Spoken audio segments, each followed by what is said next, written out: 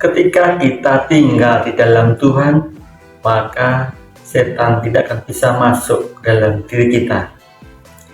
Sahabatku yang terkasih, semoga kita selalu dalam berkat dan perlindungan Tuhan.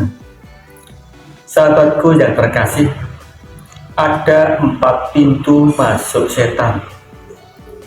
Pintu masuk yang pertama adalah dosa.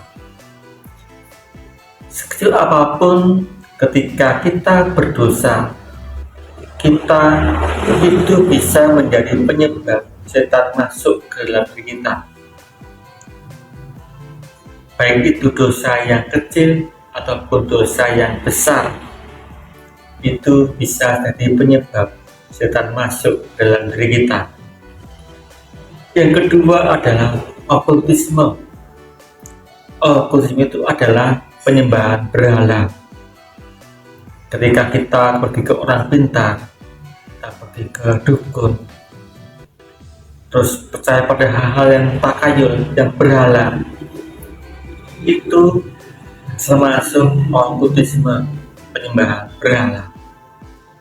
Yang ketiga adalah luka batin.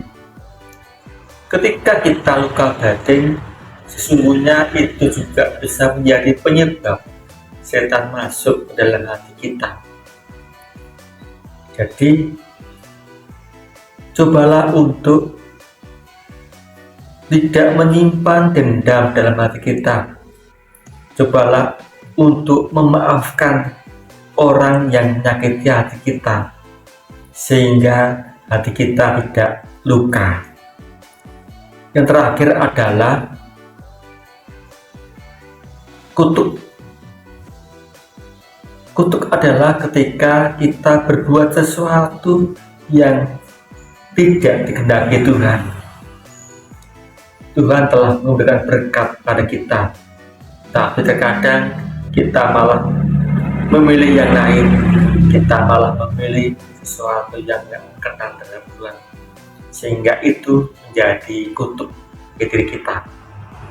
Maka marilah kita mencoba untuk menutup segala pintu dosa, supaya kita tidak dikuasai oleh setan.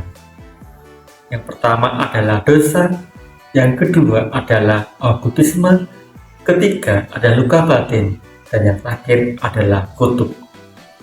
Marilah kita tinggal dalam Tuhan, supaya setan tidak bisa masuk ke dalam diri kita.